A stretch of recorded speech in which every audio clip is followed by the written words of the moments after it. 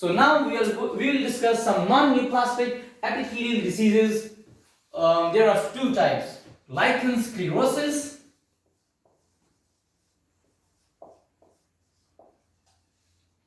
and lichen simplex chronicus. First of all, we'll discuss lichen sclerosis.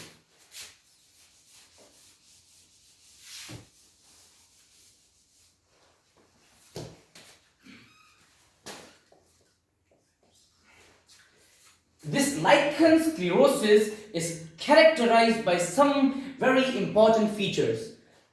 Number one of which is, the first feature of this lichen sclerosis is thinning of epidermis.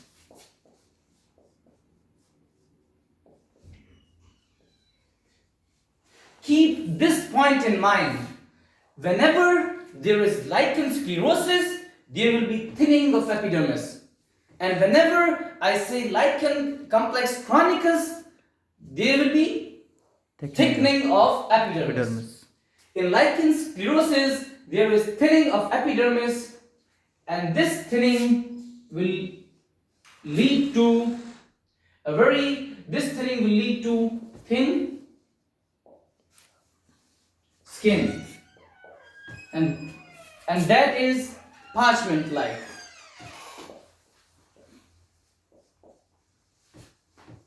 Why are you late, mister? I was not fresh. That's why. Okay. So we were discussing lichen sclerosis, and in lichen sclerosis there is thinning of epidermis, and this thinning will lead to thin skin, and this thin skin will be parchment like, or this thin skin will be page like. The second characteristic feature of lichen sclerosis is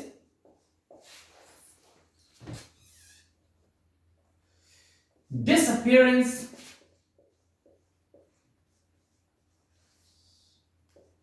of retipegs. What are retipegs? Retipegs are, I will show it you in a. I will show this in a diagram. If this is our epithelium, in our epithelium,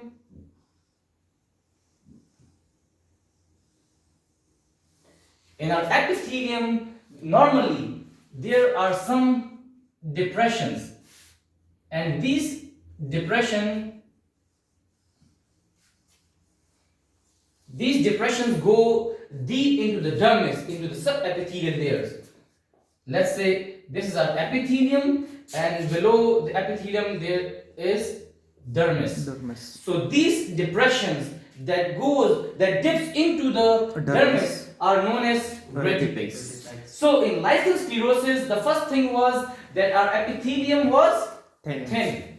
Our epithelium was thin, and the second thing is that these retipegs disappear. So it will look like this. There will be only a few retipegs.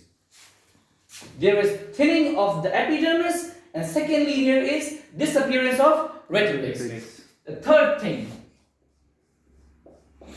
Thirdly, we will have fibrosis,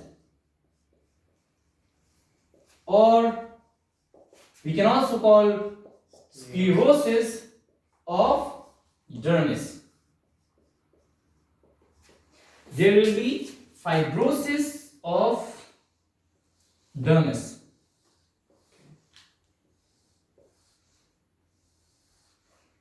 And below this there will be number fourth thing, that is a mononuclear infiltrate. Below this there will be mononuclear infiltrate, and this is lichen sclerosis. There will be thinning of the epidermis, there will be disappearance of retipegs, there will be fibrosis of the dermis, and there will be a mononuclear infiltrate beneath this fibrosed dermis. And this mononuclear infiltrate will be band-like. It will not be scattered, it will be band-like. So, and then comes a very important feature, that this lichen sclerosis is which makes this lichen, there is a very important feature that makes this lichen sclerosis very high yield, that this lichen sclerosis is associated with carcinoma, associated with non-HPV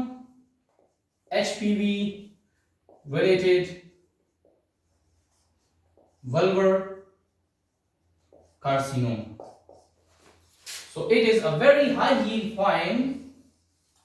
Till now, I have told you two distinguishing features between lichen sclerosis and lichen simplex chronicus. The number one was, in lichen sclerosis there is thinning of epidermis, whereas in lichen simplex chronicus there is thickening of epidermis. The second very feature is that lichen sclerosis is associated with non-HPV related vulvar carcinoma, whereas lichen simplex chronicus is not associated with vulvar carcinoma. Okay, now there is a very important third feature, that is lichen sclerosis also presents with leukoplakia. And what is this leukoplakia? White patches. White patches, white spots. Initially, when female is developing lichen sclerosis, there will be white spots on the vulva. Well, and when this lichen sclerosis is progressing, these white spots will coalesce. And as they coalesce, they will finally involve the whole vulva. And when the whole vulva is involved, the labia is now very compressed. The labia is now atrophic. The labia is now atrophic. And as the labia is atrophic, so our vaginal orifice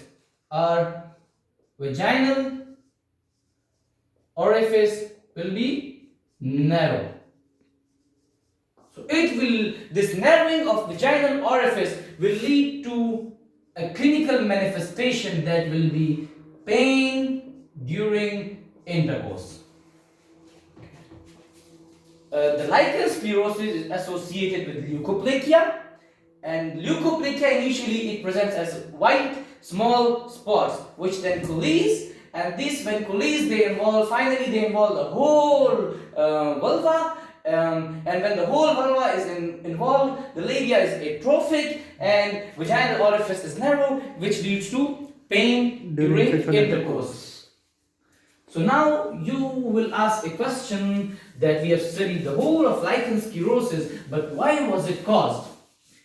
And it is a very genuine question, but pathologists are sorry that they have not answered us till now, but they believe that there is some autoimmune etiology. They believe that there is some, what is the etiology of lichen sclerosis? There is some autoimmune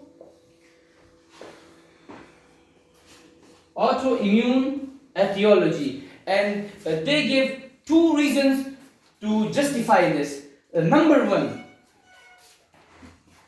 this mononuclear T cell infiltrates, that was present in subepithelial layers. Secondly, in a person with lichen sclerosis, there are other autoimmune conditions also present. So the pathologists say that probably there can be some autoimmune etiology because of two reasons. There is T cell mononuclear infiltrate present in the dermis, and secondly, there are many autoimmune conditions present in such patients. Okay, so our lichen sclerosis is over. Let's just repeat it. There are 4 conditions. Tell me, number 1, Thinning of the epidermis. thinning of the epidermis, Disappearance of the reticle. disappearance of retipex, Sclerosis of the sclerosis or fibrosis of the dermis, and mononuclear infiltrate mononuclear infiltrate. Yes, below the exactly. sclerosis. Yes, and this lichen sclerosis will lead to Is a it non-epithelial vulvar carcinoma, and it causes leukoplakia that finally leads to pain during intercourse. sexual intercourse. And Etiology etiology can autoimmune because of 2 things. Number 1, T cells infiltrate, and Yes. the other one is the autoimmune diseases are mainly associated with this condition. Yes, very good. So we are over with lichen sclerosis, and we will study a second condition now, that is lichen simplex chronicus.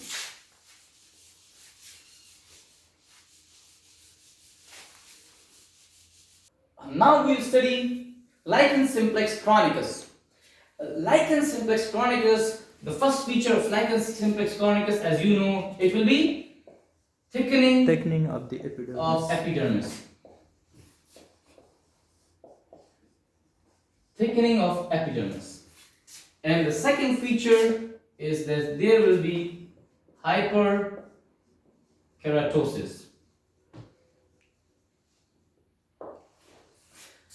We will have a very thick, we will have hyperkeratosis, and we'll also have thickening of Epidermis. Our epidermis is thickened. Hyperkeratosis and thickening of epidermis. So this thickening of epidermis will lead to leathery, thick skin. In lichen sclerosis, there was thinning, and that lead to parchment-like or paper-like skin, and here it is leathery, thick skin. In lichen simplex chronicus, there will be increase on, as we will see on microscope. When we see on microscope, there will be hyperproliferation or increased proliferation, hyperproliferation of epidermis. Hyperproliferation of epidermis, and this hyperproliferation will be visible as increased mitosis. And this increased mitosis can be seen in both basal layers and suprabasal layers. We'll have hyperproliferation of epidermis, and which will be visible as increased mitosis under microscope. And this increased mitosis will be present on the basal layers as well as suprabasal layers. Now, in lichen simplex chronicus, there is also leukoplakia. In lichen simplex chronicus, there is also leukoplakia. So till now we have discussed 2 conditions which present as leukoplakia, that is white vulva. And this lichen simplex chronicus have no increased risk of carcinoma. There is no increased risk of carcinoma with lichen simplex chronicus, but there is no increased risk of carcinoma with lichen sclerosis, but this lichen simplex chronicus is present around existing carcinomas. Let's say if this is the vulva and here is carcinoma is already present there. So when there is existing carcinoma, we can find lichen sclerosis present there. Lichen simplex. Lichen simplex chronicus present there, but it have no increased risk of carcinoma. Got this point? Yes. Okay, now now what is left? There is thickening of epidermis, leathery thick skin, hyperkeratosis, increased proliferation of epidermis, increased mitosis in basal and suprabasal layers, and no increased risk of carcinoma, but it's present with existing carcinomas. So now this condition is over. Here we will study a point. Leukoplakia. There are many conditions that presents as leukoplakia. Number first was lichen sclerosis. Second one was lichen simplex chronicus. There can be some lichen planus, other dermatoses, and vulvar carcinoma. So there leukoplakia is present in some benign conditions, but it can also be present with a malignant or neoplastic condition. So it will be safe that whenever there is leukoplakia, go for biopsy. Whenever there is leukoplakia, go for biopsy to differentiate between benign and malignant conditions. Thank you.